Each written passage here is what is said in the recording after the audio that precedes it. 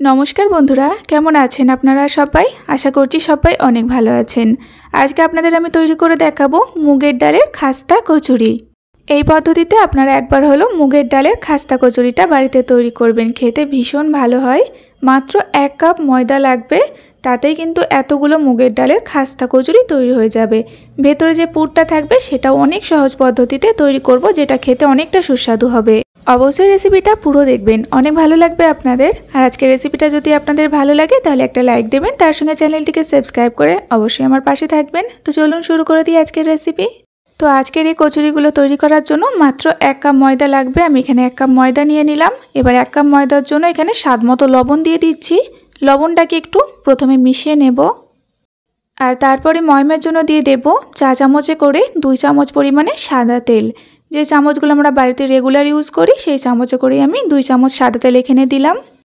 এবার খুব সুন্দর করে ময়ম দিয়ে নিতে হবে, কিছুক্ষণ হাতের সাহায্যে এরকম ঘষে ঘষে ময়মটা দিতে হবে। খুব ভালোভাবে এই সময় ময়মটা দেবেন, তাহলে দেখবেন পরে কচুরিগুলো দারুণ খাস্তা হবে। তো বেশ কিছুক্ষণ ময়ম দেওয়ার পরে দেখবেন ময়দাটা একটু ভেজা ভেজা হয়ে আসবে, আর এইভাবে একটু মুঠো করবেন, একটা ঢেলা তৈরি হবে। তো তখনই বুঝবেন যে ময়মটা একদম পারফেক্ট হয়ে গিয়েছে। তো সেই পর্যায়ে এটাকে অল্প অল্প জল দিয়ে মেখে নিতে হবে। তো যে কোনো খাস্তা জিনিস তৈরি করার জন্য ময়দা বেশি নরম করা যাবে না, একটু শক্ত আর একটু সফট করে মেখে নিতে হবে। আর হাতে তালুর সাহায্যে একটু ঠেসেও কিছুক্ষণ মেখে নিতে হবে, তাহলে কিন্তু প্রত্যেকটা কচুরি ফুলকো তৈরি হবে। তো ময়দাটা এখানে কিন্তু মাখা হয়ে গিয়েছে, আর দেখুন একদম এরকম সফট করে মেখেছি, আর ঠিক এরকম একটু শক্ত রেখেছি। এবার এটাকে রেস্টে রেখে দেব প্রায় 10 মিনিট মতো। আর এই 10 মিনিটে আমি মুগের ডালের পুরটা রেডি করে নেব। তো এখানে আছে 1/2 কাপ মতো মুগের ডাল। ডালটাকে আমি 1 ঘন্টা আগে ভিজিয়ে রেখে দিয়েছিলাম, ডালটা ভিজে গিয়েছে। এবার আমি জল থেকে ছেঁকে ডালটাকে তুলে নিচ্ছি একটা মিক্সিং জারের মধ্যে। দিয়ে দিচ্ছি একটা কাঁচা লঙ্কা। এখানে আপনারা ঝালটা নিজেদের পছন্দ মতো দিয়ে দিতে পারেন। 1 ইঞ্চির একটা আদার টুকরো দেব, এর থেকে একটু কিন্তু বেশি দেব না। এবার এটাকে চাপা দিয়ে একদম জল ছাড়া মিহি করে পেস্ট করে নেব।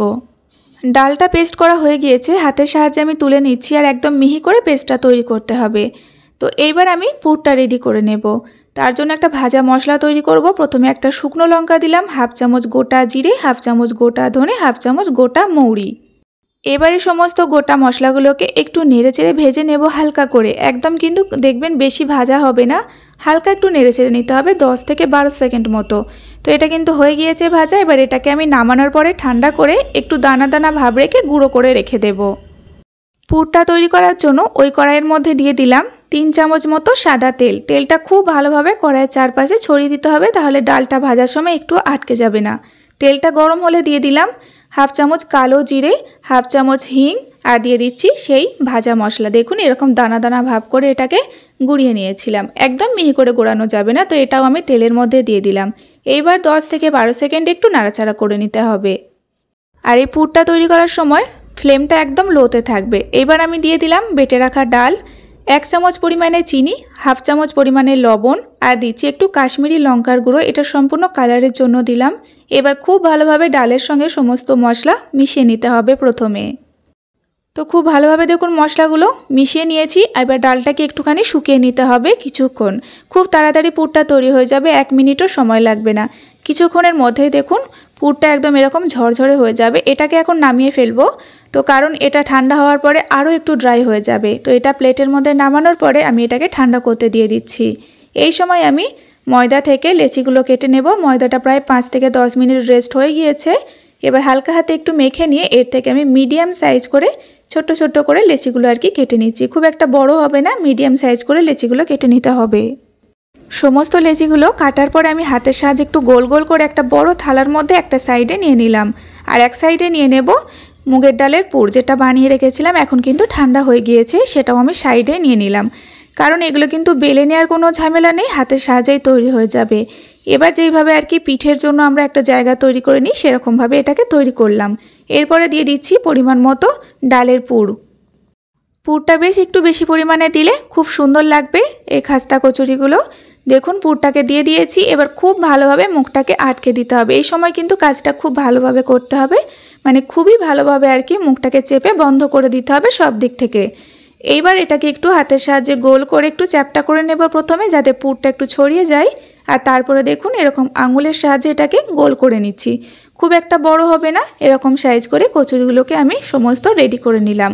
1 কাপ ময়দা থেকে অনেকগুলো কচুরি কিন্তু তৈরি হয়ে গিয়েছে। এবার কচুরিগুলোকে ভাজার জন্য দিয়ে দিচ্ছি সাদা তেল। তেলটা একটু বেশি পরিমাণে দিলে ভালো হয়, কারণ ডুবো তেলে কচুরিগুলো ভাজা ভালো হবে। তেলের গরমটা একদম হালকা থাকবে। হালকা গরম তেল হয়ে গেলে তারপর ফ্লেমটা একদম লোতে রেখে কচুরিগুলো দিয়ে দিতে হবে। এবার দেখুন সমস্ত কচুরিগুলো এক জায়গায় করে দিচ্ছি একটু সাবধানে, কারণ বেশ নরম আছে এগুলো। এবার কিন্তু কিছুক্ষণ অপেক্ষা করতে হবে, একদম নাড়াচাড়া করা যাবে না। কিছুক্ষণ অপেক্ষা করলেই দেখবেন এগুলো তেলের মধ্যে ভাজতে শুরু করবে আর আস্তে আস্তে ফুলতেও শুরু করবে এই কচুরিগুলো। তো দেখুন কতটা সুন্দরভাবে ফুলে উঠছে আস্তে আস্তে। এপিট ওপিট বারবার একটু নেড়ে চেড়ে দিতে হবে, তাহলেই দেখবেন কচুরিগুলো দারুণ ফুলে উঠবে। যদি ময়দাটা একদম পারফেক্ট মাখা হয় তাহলে দেখবেন প্রত্যেকটা কচুরি এরকম ফুলকো তৈরি হবে। যখন দেখবেন এরকম কালারটা চেঞ্জ হতে শুরু হয়েছে তখন কিন্তু বারবার নেড়ে চেড়ে কচুরিগুলোকে সুন্দর একটা কালার আসা পর্যন্ত ভেজে নিতে হবে। ভাজতে একটু সময় লাগবে, 10 থেকে 12 মিনিট মতো। আর 10-12 মিনিটের মধ্যেই দেখবেন এরকম সুন্দর একটা কালার চলে আসবে। এইবার কিন্তু কচুরিগুলোকে নামিয়ে ফেলতে হবে। কচুরিগুলোকে খাস্তা করার সবথেকে সহজ টিপস হচ্ছে প্রথমে হালকা গরম তেলে কচুরি ছাড়তে হবে আর তারপরে একটু সময় নিয়ে কচুরিগুলোকে ভেজে নিতে হবে। তাহলে এরকম কচুরি তৈরি হয়ে যাবে আর একদম খাস্তা তৈরি হবে। সমস্ত কচুরিগুলো এখন আমি প্লেটের মধ্যে তুলে নিচ্ছি। তো তৈরি হয়ে গেল অনেক সহজভাবে দারুণ খাস্তা টেস্টি মুগের ডালের কচুরি।